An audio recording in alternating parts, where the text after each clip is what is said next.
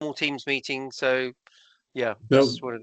yeah, please, one of you introduce me briefly, and I will try to talk for 20 or 30 minutes, and then I do need one of you to chair the questions because That'll be Henry. That'll be Henry. Okay. So I'll do the lobby and housekeeping. I'll pass on to Henry. He'll lay the scene and then introduce you. So yeah, and we're So your already up at. second name for me? I'll put my screen up. Is it Swestra?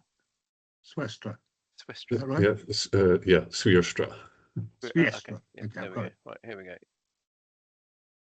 Right, let's admit everyone.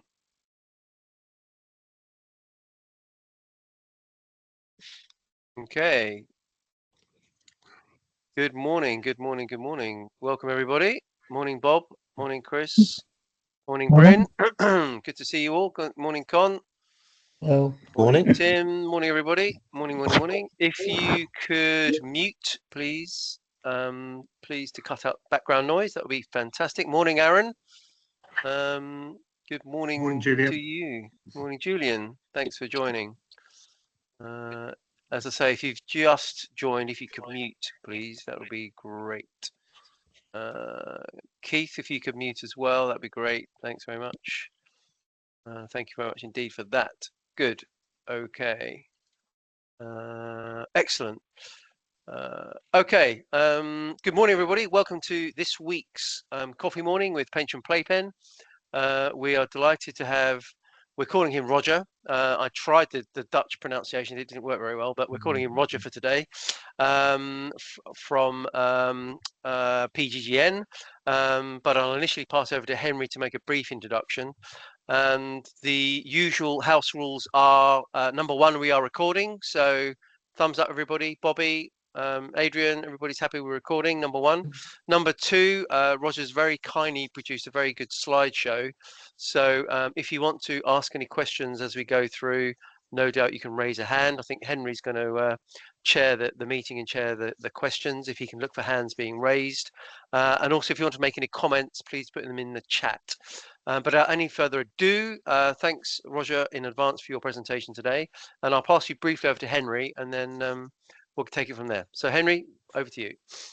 Okay, so the background to this is that I think there's been a lot of confusion in the UK about whether what the Dutch are doing could be compared to what we want to do with UMS and Retirement CDC. And I was asking that question on my blog, and our good friend Aaron Muller recommended that we have a conversation with Roger, and that's what we're doing right now. But I won't steal any of Roger's extraordinarily complex arguments. I'll allow him to make them himself. Hopefully, we'll all understand what's going on. But if we don't, we can stick our hands up in the usual way and ask the questions as we go along. I hope that's okay with you, Roger. Yeah. Yes, thank you very much for the introduction. Okay. Thank you for inviting me. I'm a bit daunted to speak to an audience I don't know about a subject which I don't know if I will be answering your questions. I have experience in the Dutch pension sector. We are reforming, and that's what this talk will be about. The CDC, as we implemented it in the previous years, and we're reforming to a new system. I work at PGGM, which is the manager for the healthcare fund. The healthcare fund is the second largest fund in the Netherlands. It manages about 250 billion euros in assets, with about 1,500 people employed, and there are about 3 million members all over the wider healthcare sector. We are currently in this transition. We will adopt the new scheme from the 1st of January. So this is all very topical and current. Let me tell you what this talk looks like. I will begin with a very high-level overview of the Dutch system and our interpretation of CDC. Then the second half of the talk, and that will be after about 15 minutes, I will talk about the new scheme design and this risk-sharing mechanism. Now, I did see on Henry's blog that Russ Oxley had written something about this after I finished my slides, and I would like to say that was very good. So for the people who still don't understand, because of my Dutch context, what I'm saying, I think he put it very well into more general terms of the UK context. Well, also like to say that much of the reason for doing this reform, we're not meeting all of the aims. So this is not an end state for our system either. I'd like to put you all at ease if you did read my blog that I will not be doing any maths in this presentation. I agree with the comment that communication to members, participants is key. On the other hand, we are engineers. The people designing the system do need to know unambiguously what's going on. So we need the mathematicians, the actuaries, the investors. We need the visual people. We need the communications people. And finally, we'll talk about the current state and the future state, but not the transition we are in, because that's a whole different topic, and you might touch on it. So to begin with, the current Dutch pension system, as you may know, it has three main pillars that we speak of. The first one is a government benefit that goes to anyone who has lived in the Netherlands. You don't have to pay a premium to accrue benefits for this. If you are working, then the first tranches of your tax income are premium. This gives you about a minimum wage income after retirement. So it's not very generous at all, but it ensures that there's no or very little poverty among pensioners in the Netherlands. To be clear, I'm sorry, this is a pay-as-you-go. This is not a funded system. Is that the question? So I think we were bombed there. Okay. Well, I will continue. So this part of the reform affected the retirement age of this first pillar, but it's not really the interesting part of the reform.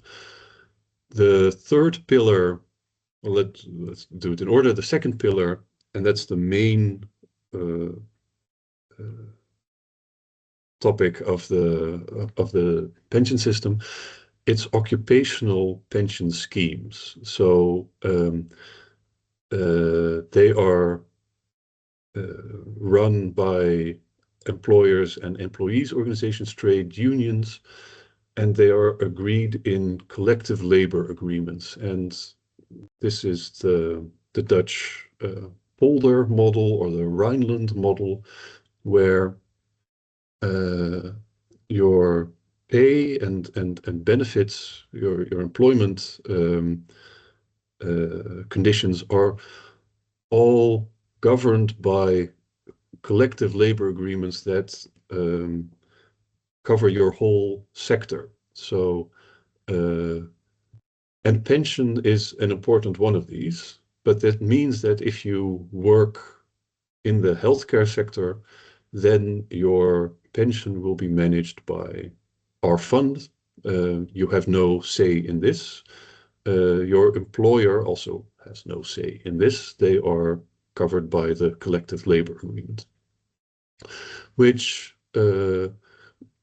means that we have some very large funds because the teachers, police, civil servants are all gathered together in ABP and healthcare with ourselves. If you are part of an occupational scheme that will use most of the tax benefit that people also have, but if you are not, then the third pillar is personal savings and the insurance sector, which is also decent size, but it's much more fragmented. Now, the second pillar manages about 1.6 trillion euros of assets, of savings. To put that in context, it's about 1.5 years of Dutch GDP. So it's big. The largest funds, which are PSW and ABP, but also for the metal industrials and the construction sectors, they currently offer CDC schemes and are part of this reform. So we are restructuring a large part of the pension sector in the Netherlands. Wait, where are we? Oh, and I want to mention that this is regulated by DNB, the Nederlandse Bank, the Dutch central bank. This is interesting because they are a bank. They tend to look at balance sheets and using financial metrics, which are sometimes lead to miscommunications with union representatives and their actuaries, who look at lifetime performance metrics. Now, I do want to say a bit about what I mean by a CDC, because it might be different from your understanding. And for me, or for the Dutch system, what is important is who bears the risk. And I've put these things in a little table. You must be familiar with defined benefit, which my way of remembering is this. It looks like debt. So the D and the B form debt, because someone else than the member is taking the risk. So if there's a shortfall, someone else will make it up. There's lots of other bells and whistles, but the defining difference between defined benefit and defined contribution is that in the defined contribution there is no outside sponsor to take the risk. So the risk, any risk, is on the participant themselves. Then in the Dutch context, the CDC, the collective defined contribution, it is a bit of a mix. It offers DB pensions, so it promises, it makes pension promises, but the risk is borne collectively through the premium contributions. So it's borne collectively by the younger members, the active members in the accumulation, and their employers. So if, as we saw after the financial crisis, there's a risk to solvency, there's a capital shortfall, premiums will increase for 10 years was the law, to make up for that. So in that way, you had intergenerational risk sharing. You could be on the hook for risks that materialized before you joined the fund. You could also benefit from the excess returns that they made by joining a very well-funded pension system. Now, what we're going to is called the Future Pensions Act, or the Wet Toekomstpensioen, WTP in Dutch. And this will have lots of changes, but materially, all the risk will be borne collectively by the participants, so current participants. And I tried to show in this image that the green, the younger participants, will bear some more risk than the gray, the pensioners. I will talk about that in a moment, but first mention the reasons for the reform. And they are fundamental. One is that these occupational schemes, they tied to collective labor agreements, as I said, but a lot of people, of employees, are not covered by a collective labor agreement, so they are not covered or not able to join one of these occupational funds. So particularly the self-employed, the so-called platform economy people,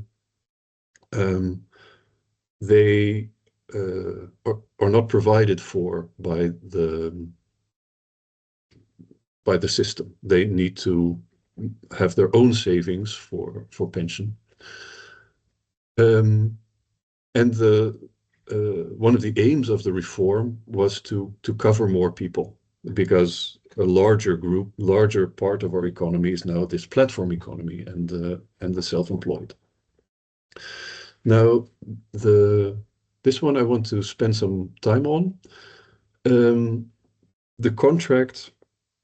pension contract as we have, it is a single contract, and this has some ramifications, namely that the premia that people pay, they are not actuarially fair. Typically you pay 20% of your wage as premium, and you accrue 1.5 to 2% benefit. But this is the same for a 25-year-old or a 65-year-old, where the present value of these accruals are different. So the young were overpaying and the older were underpaying in this system, which was fine if you stayed in the same system your whole career, but that's also changed. People switch jobs more often. And typically, when they are older, they start as consultants for themselves. They become self-employed. They leave this occupational fund and they leave behind some of their value. Another point is that because it is a single contract, there's no way to differentiate risk among the participants. This means that particularly for interest rate risk, the young who have a large risk capacity, the elderly have a lower risk capacity and a higher desire to hedge their interest rate risks.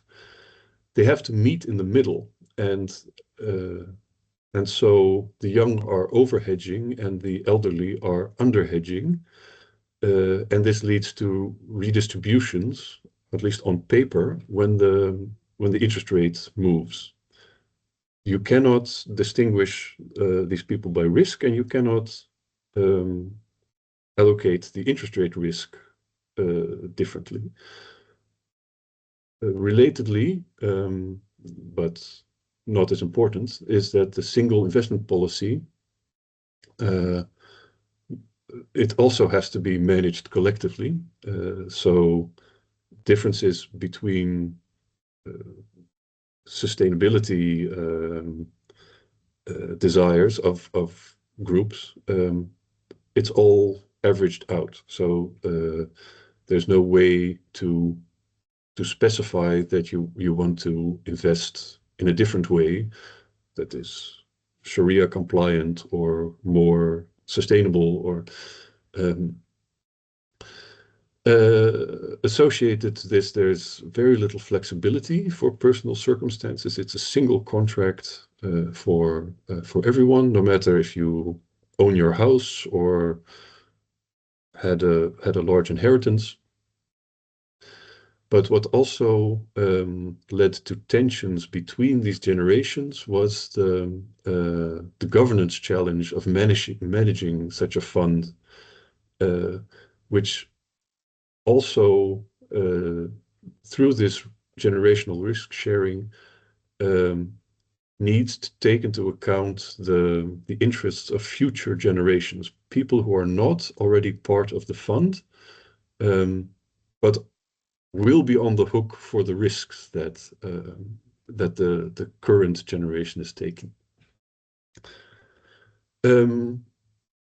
But ultimately, the reason for the reform was our aging society, not that we were unable to afford the pensions, but the risk capacity required of the of these active participants in order to guarantee the benefits, partially guarantees to themselves, but it was just growing out of proportion. So the increasing premia are not enough, even for if you can do it for 10 years, to cover the kind of shortfalls that we experienced in the great financial crisis. So we spent a decade rebuilding capital, but now the proportion of benefits to premium income is it's not possible to cover the risk anymore. I will pause a moment to see if there are already questions. I can't see any, but yes, there are actually quite a few questions. Oh, they all I'm come sorry. in the chat box. Yeah, I'll take you through them one after another. Peter, would you like to ask your questions directly, because you've got two of them? Okay, can you hear me first thing? Yes. Yes. Right. The first question was when you were talking about the change to the state pension age, just wondered what it had moved from and to. It always used to be 65. It is now gradually growing with life expectancy. It is every year they recalculate how many months to add. It's now about 65, 67 and a bit from memory. It's expected to plateau around 68. Thank you. That's not unfamiliar to us.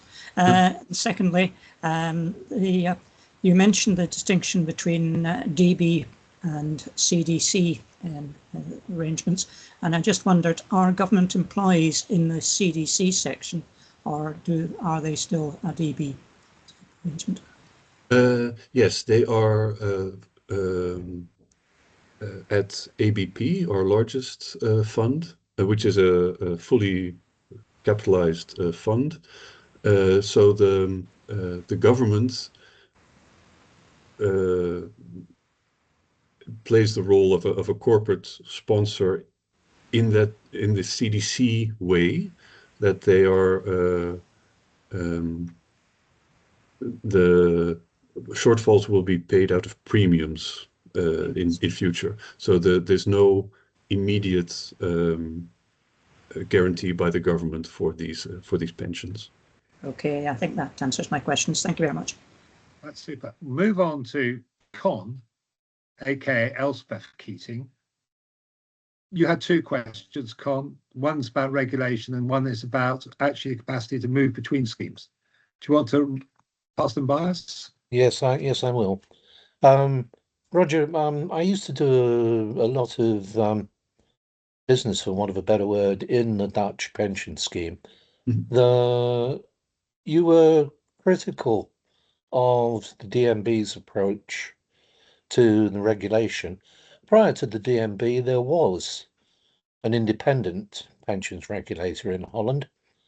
Are you suggesting that we should move back to something like that? Oh no, I didn't intend to be critical at all. I just I was setting up my the next part of my presentation Okay. in that they look at balance sheets in a way that the actuaries that I'm familiar with are not so familiar with. So that's why I emphasize as well who's bearing the risk. It's not so clear in an actuarial lifetime calculation that is very important. But for a banker or the DNB is comes from a bank, it's key that there are enough buffers to make good on these promises. Okay. There's just one minor technical problem or technical issue that you can clarify for me.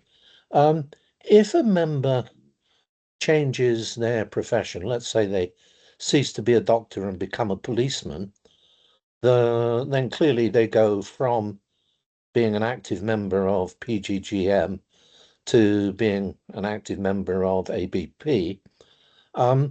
What happens to the pot at PGGM? Does it get transferred, or do they simply become a deferred in PGGM? They have the choice, so they can leave their pot behind, their claims behind, or they can transfer it. There was a whole process for this, but I'm not very familiar with it. It was very common because we have university hospitals who are run by under the collective labor agreement with ABP, but a nurse working in one hospital or another doesn't really care. Yeah. Okay. Thanks, Roger. I'm going to come on to Chris Bumford. Do you want to ask your question, Chris? And then we'll come to Kelly, Michael. Oh yeah, Michael. no, it was more a comment really rather than a question, but I think it kind of addresses Michael's question as well in terms of in the UK CDC schemes will not have promises and guarantees, which is a slight difference to the Netherlands, I think, Roger, isn't it? And and there wouldn't be the risk of sponsors having to pay more if there's deficits in the past. The idea would be that there can't be deficits effectively in UK schemes. So I was just highlighting a couple of points, and a third point is for there may be Royal Mail scheme, but in other schemes there's likely to be there isn't likely to be cross generational subsidization. I think most schemes will price it so that the generations will pay a fair amount each. So I just thought I'd flag a few differences between the UK and the Netherlands sort of systems there. Is that a fair representation, Roger? Yes, I think I agree there. Yeah, the unions always wanted this CDC scheme to look as much as a DB scheme as possible, so that as little as possible risk on members. And that's part of they also wanted to keep this risk sharing element, and that's the innovation of the reform that I will hope to get to. I'll briefly touch on after there's one more question, I think, or two. Yeah, well, Michael, do you want to ask your question now, or do you want me to ask it for you? I think it was largely what Chris has just clarified. I just want to make sure I'd heard correctly that the employers could increase premiums to cover a shortfall. I think there was some talk of 10 years. So just to clarify how the employers and the risk sharing interact, Chris has possibly confirmed that already, but just to make sure I've understood that correctly. Yes, there would be a surcharge on the premium for 10 years. The funds would need to publish a capital plan, how they would repair their buffers. It could be by cutting benefits as well, but right, and converting that to equity. But in practice, people tried to get as much capital out of the premium as possible. Okay. One final question from, and I'm awfully sorry, I can't work out if it's Oliver Warren or Warren Oliver. I think it's Oliver. Do you want to ask your question? Yes, it's Oliver. It's not actually a question. It was just a clarification because I can see there's a kind of a slight misunderstanding. Rogier was talking here about the pre-reform system, and he's now going to come on and talk about the post-reform system. So in terms of the promises and everything like that, that's all referring to the old or the Yes. current, let's say, old Dutch system, rather than where the discussion's now going to go. Thank Yes. you very much indeed. Thank you. That I will take that as a hint to move forward, and I'll try to speed things up as well so that there's more time to discuss this at the end.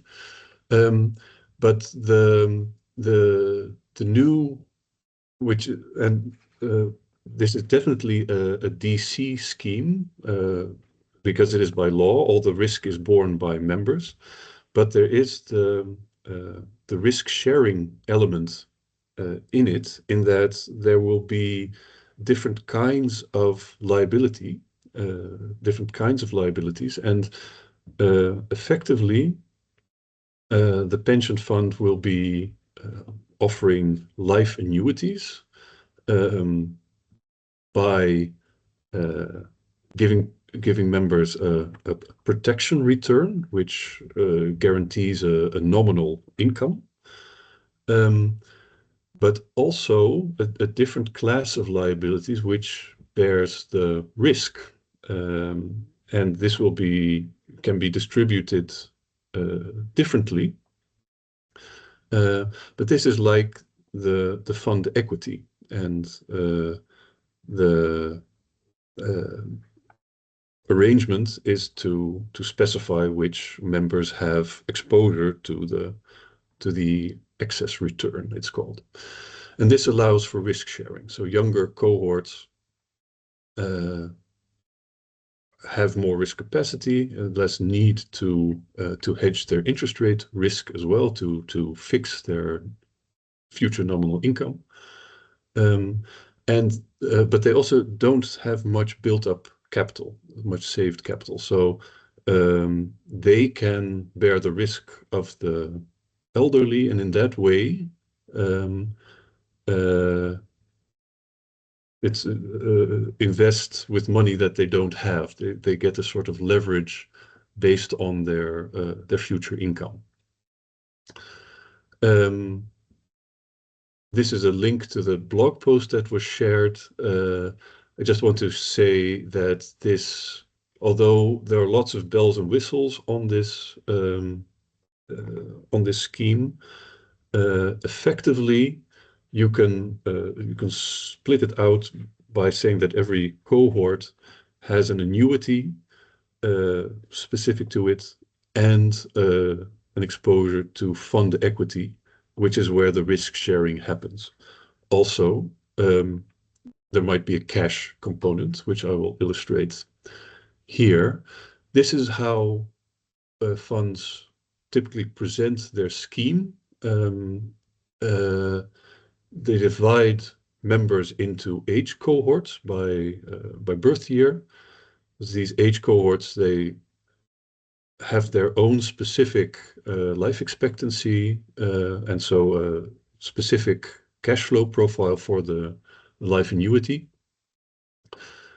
Cohorts also have their own specific risk appetite, and these together make for a form of life cycle. Every cohort will be assigned an exposure to this excess return and an exposure to the protection return. And as people near retirement, the risky exposure will decrease and the guarantee exposure, the income exposure will increase. They don't add up to 100%. So there is in fact a form of leverage involved in this. It's also the guarantee is nominal. So in order to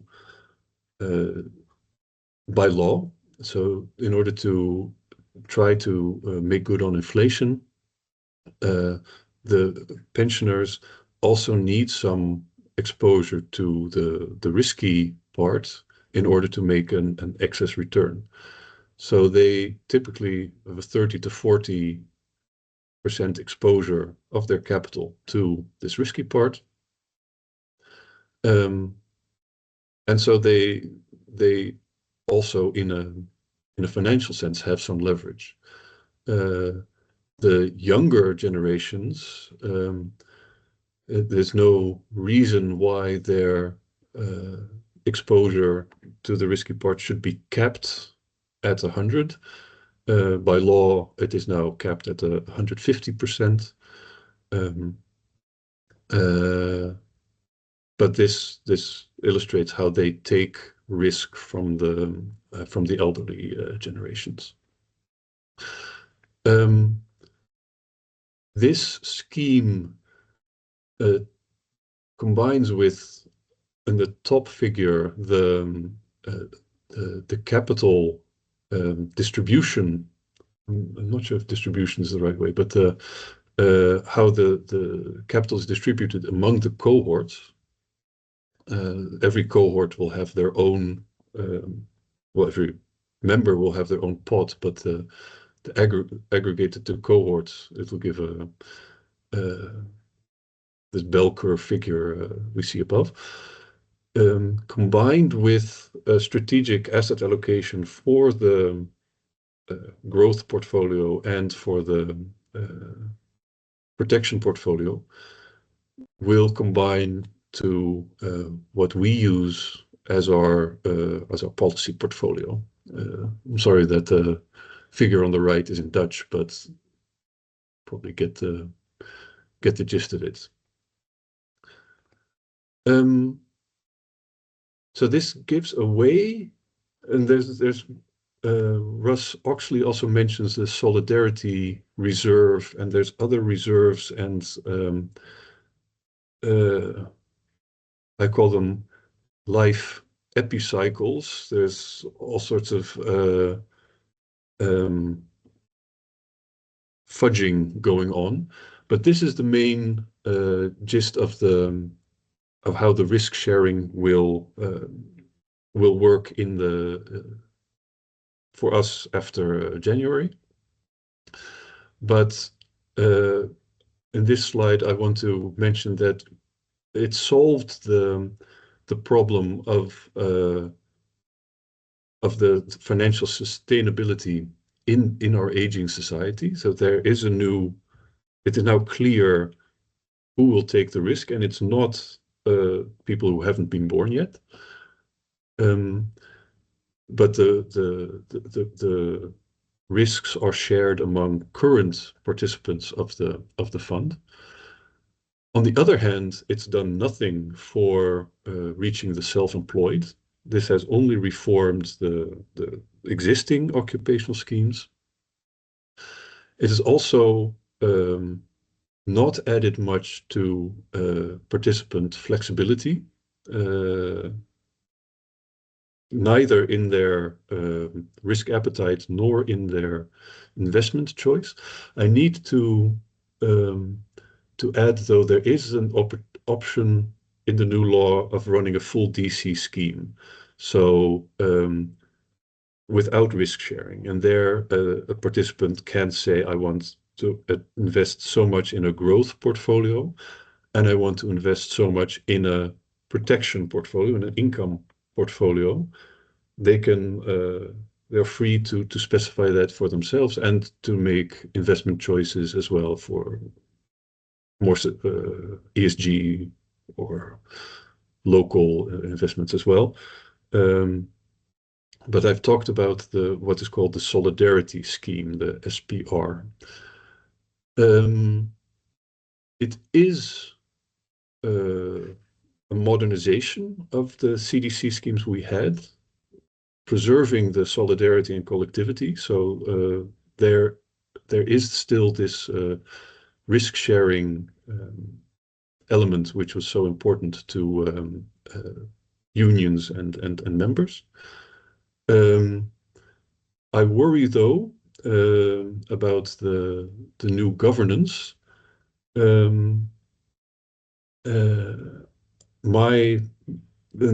This governance has not reformed with the schemes as much, but since it is now participants alone who bear the risk, it is my contention that it should be participants alone determining choosing the board of the pension funds, so that employers who are not on the hook anymore for any outcomes of the fund, they should not be represented in the board, and neither should unions whose representation doesn't necessarily align with the structure of the demographics of the participant population. So to open the floor to questions, I want to say that this is not the last reform that we have had in the Netherlands, although it's a huge one. We are restructuring all these existing schemes without grandfathering them. So restructuring is a pertinent word. This transition involves valuing members' current claims and the optionality that they also have in the current system, and restructuring that into the new kinds of liabilities in a seemingly fair way. And this is an enormous hassle. But I will open the floor to the next round of comments. Well, thank you very much indeed. We have got more questions coming in. Two very similar questions from Peter and from Bobby Ridaway. As Peter has already done us the honour of a couple of questions earlier on, I'm going to give this one to Bobby. Do you want to ask your question about mandation? Yeah, so thanks for that presentation, really good. My question was just clarifying, the different cohorts, are they driven by those age cohorts? Is there any choices there for members, or basically they go into their age cohort and the risk profile for that age cohort is what they get?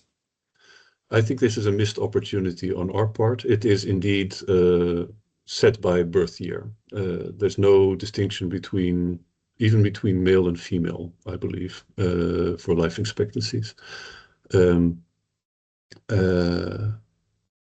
So Okay. it's very top down. It's not offering them the flexibility to say, oh, I want to work longer. Please put me in a younger cohort, or give me more risk. It is possible in principle, but none of the funds are doing it. Okay, and hence your comment on flexibility being across. Do different funds have different risk profiles then, or you've just got the one choice of the one you go into? Yes, so the funds need to do a survey of their members of each cohort. What's the risk appetite for these cohorts in order to set this policy, to determine this policy. It's led to a lot of research about how to survey risk preferences and how to aggregate them. It's a thorny problem, I would say. Okay, thank you. We got a question from Con about how many people are opting for pure DC rather than staying in a sort of CDC arrangement. Is there a lot of self-determination in this? No, but it is an interesting question. So it's the employers who and these collective labor agreements which makes this decision, and plans which have a corporate sponsor. So there are several large Dutch companies, Shell and the banks and ASML, no, not ASML, Philips, which have their own funds, and they are all choosing CDC just for the clarity. No, yeah, there's for pure DC. They are all going to no risk sharing between the members. On the other hand, it's the large collective things. So the teachers, police, military, civil servants, together with ABP, the healthcare with us, that are all opting for this solidarity. They believe the risk sharing elements warrant the lack of flexibility. So it's this trade-off that a lot of funds needed to consider, but it is a lot of the what we call corporate funds have chosen for CDC, and all of the sector funds have almost all chosen for this solidarity option. Thank you. So not many have opted for DC when given the choice. Many employers. No, but the specific sector of the Dutch pension world has all gone for DC. And what sector is that?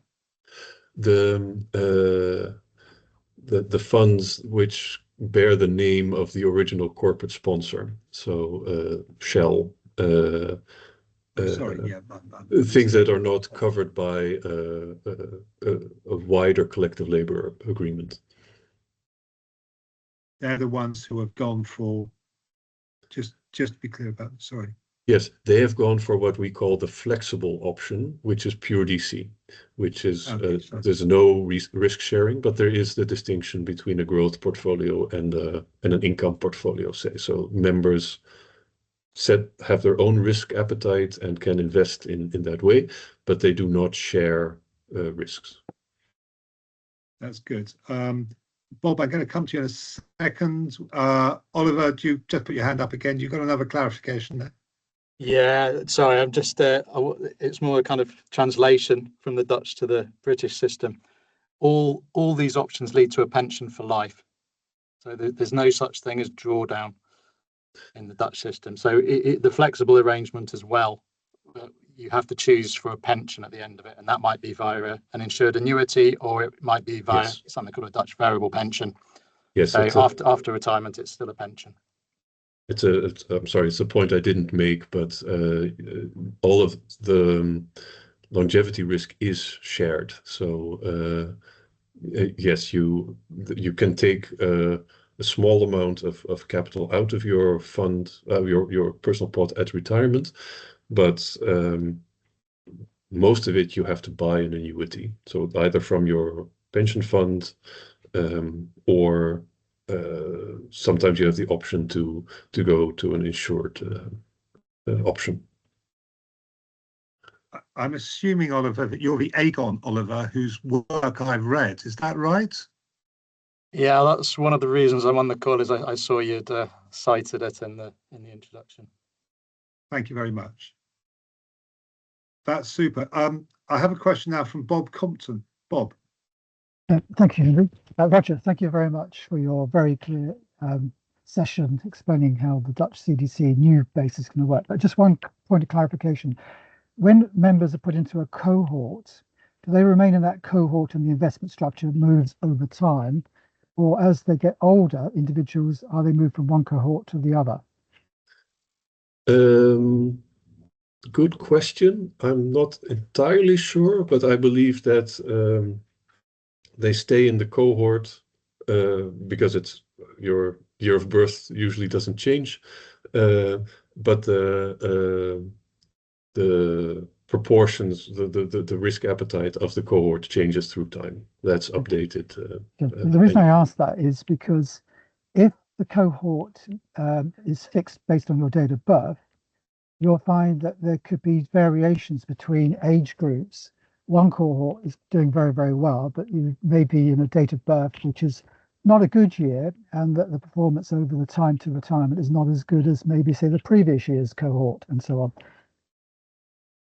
Yes, that is true. That could prove very problematic. Yes, I don't know how to answer that, but I agree that is so there is the risk sharing. So the equity of the fund is all shared. For the cohort. Yeah. No, so there's not, the cohort has its exposure to the fund equity and its own life annuity. But there might be different experience between 1 year and the next in market returns or otherwise. So that could lead to different outcomes for people born on the 31st of December and the 1st of January. Yes. So there is a degree of smoothing somehow with this risk premium between cohorts. There is a mechanism for smoothing in the decumulation phase, but I stayed away from that because I don't understand it. All right, I'll leave it at there. Thank you, Henry. Okay, Thank you. I'm going to come to you, Chris, and I'm going to come to you, Adrian. But I see another Oliver hand up. So do you want to make your point again, Oliver? Yeah, I was just on that question. There is one collective set of investments, and the glide path that Rogier was showing determines the exposure according to your age to the returns on that single collective investment. Yes. So it's not like, the age cohorts don't have their own set of assets or anything like that. They're all exposed to the same collective assets, and it's the degree to which the returns are allocated them according to their age that varies over time. So that the glide path that was shown. Yes. So the cohorts are not segregated funds. They have the same equity underlying, which captures all the risk of the fund, not just the market risk, but also the longevity risk or operational risks of other kinds of liability. Those are all shared. So it's not really possible to say one-to-one that the fund equity is equal to an equity investment in the market. There's lots of other risks that are passing through that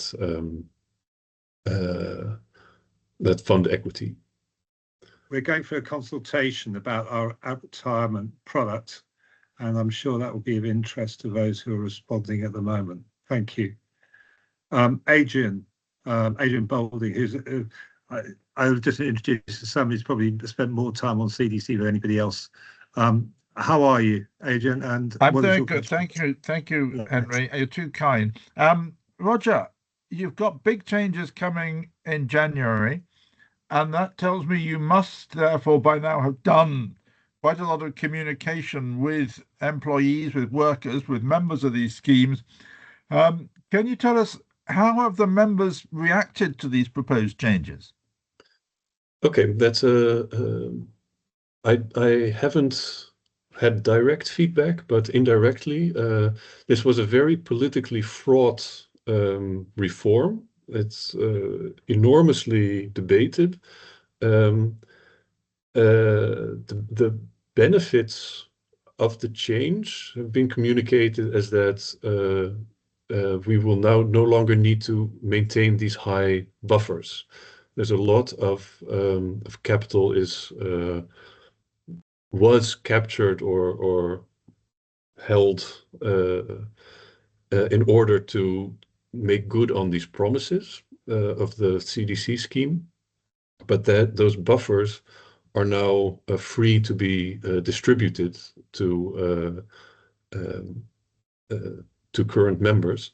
So people are seeing that their expected pension in most cases is going up. Also, they have more upside. They also have more downside than they had in the previous system.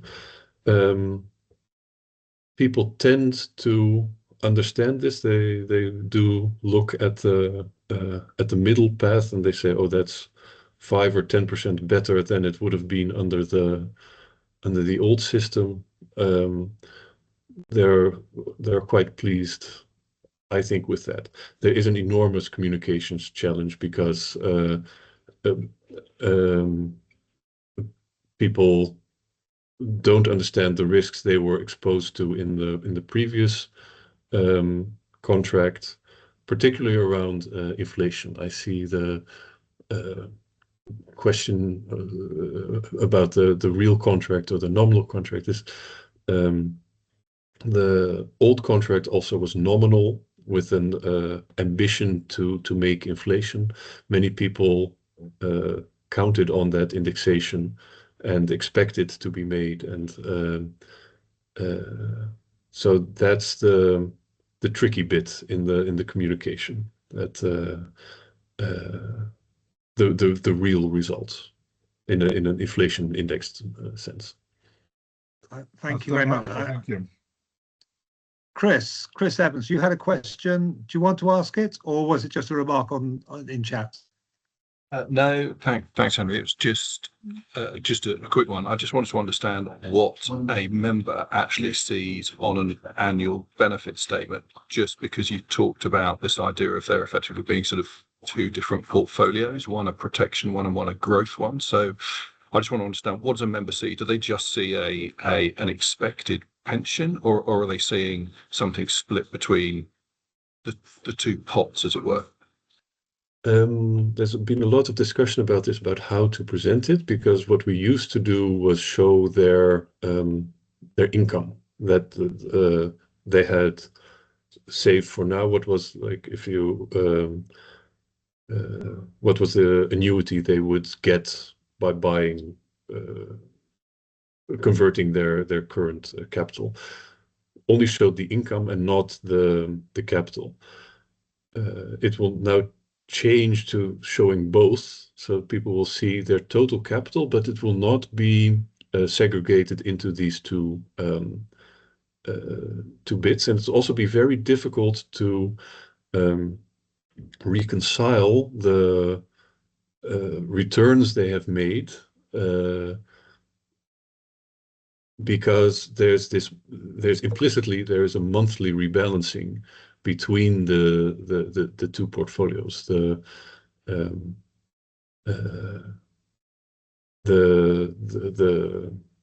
allocations to return and protection, they should be constant every month throughout the year, whereas returns vary. So there will be some mismatch there. It will be very hard to reconcile the return that they see with the returns of the individual components. So that's why we're still trying to put the income first. So we will show the expected, both the current income, the expected result, and the good weather, bad weather scenario those are like the quintiles. I'm afraid we're going to have to run through the last couple of questions very quickly. Aaron Adihir had a question about why, whether or not the returns that people get in retirement are real, index linked, or whether they're flat, as most income in the UK is when purchased via an annuity. Which is it, and how's it achieved? He's concerned that there aren't enough index linked gilts in the Dutch system. The Dutch Treasury refuses to issue linkers, he says. Yes, Is that right? This is a hot topic, and I discussed it with Arun previously as well. No, the contracts are nominal, so the income that we can provide, or by law, must be nominal. Now, and the inflation part, people have to take risk in order to earn it themselves. There's no inflation guarantee possible. So people have to, or we have to manage that for them, but we cannot guarantee a real income. You don't guarantee it, but is it expected? Do people expect to get an inflation linking pension in retirement? Yes, they can expect it, but it depends on the realizations of that risky part of their portfolio, whether they can meet that expectation. It's interesting because Nest, our biggest DC pension scheme, has said that it will be CDC in that way, but the indexation of income in retirement will be CDC-like, e.g. what they can afford to pay. And that's more or less what you're saying now, yeah? Yes, we legally we said that the indexation was conditional. So it was an ambition, but it was never a guarantee. And in the new system, it will not be possible to guarantee it.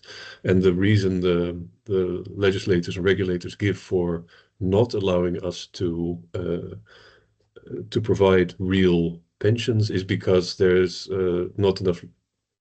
There are not enough. The market's not large enough to get a representative real interest rate curve in order to value these things. So it's tied to that there's not a market for it, that we're not allowed to provide these products. Those who want to follow up on this can read Aaron's comments in the chat. I think Bob has got a question. I'm going to ask it for him because we're past the end. Are the cohorts broken down to individuals, years, or groups of years? Quick answer on that one. I don't see the question. Could you repeat it? Sorry. It's at 11:25. Are the cohorts broken down to individual years or groups of years? The fund is allowed to define its own cohorts. The widest they're allowed should be like 5-year groups, but they can make finer, and most do single years. But you're allowed to make even other distinctions, except nobody does it. I'm not sure if you can discriminate between male and female, but you could make cohorts separately. You're in the EU, mate, so you can't do anything like that. we Brexited that we can do what we like. Anyway, that's a very facetious comment of mine, and I withdraw it immediately, making it. We're getting to the end. In fact, we're past the end, and I can't gather everything. I know Pete Cameron Brown, you're going to be at the event on Thursday. I look forward to seeing you there, and I hope others will as well. Thank you very much indeed, Roger. You've been super and very tolerant of us, and we're really much enlightened, I think, by the similarities and differences between yours and our services. I'm going to hand back to Steve, who's going to wrap up. Yeah, thanks, Roger. Again, fantastic presentation. Slides. Are you happy for us to share your slides, Roger, or not? Yes, please do. And I see some people clapping. I really enjoyed this, so thank you for the interaction and the interest. Excellent. I Excellent. will try to have a look at the questions that were asked in the comments and see whether I've addressed them all. Maybe I can come back to them offline. That'd be But, great. And if anybody would like to directly message Roger, then please come back to Henry or myself, and we can. That's not with your- direct. That's indirect. Right? Well, you know what I mean. You know what I mean. If they Yeah, want, we know. If they want your address, then yeah, that's fine. Okay. And the Good. video will be Yep. on Pension Playpen and on the blog. So Exactly. good stuff. Yeah. And next week it's just day before the budget, so we're all very excited, Roger, in this country about an amazing budget that we're going to have next Wednesday, a week on Wednesday. So it's going to be brilliant, and we're going to have a big round table, free for all, to discuss the budget next week. So yeah, we're very excited about it. In the Maybe. spirit of the budget. Okay. Good. Well, Okay. Thanks Thanks everyone. Thanks a lot. Take Cheers. care. Cheers, Roger. Thank you. Bye. yes, thank you all Bye. for having me, Thanks a lot. and enjoy your afternoon. Prayer, we problem at all. can't forget that. And Prayer pray for for the East. Middle East, peace in the Middle East. Absolutely, Henry. Thank you. All right. Take care, everyone. Bye. Bye. Thank you all. Bye bye. Thanks.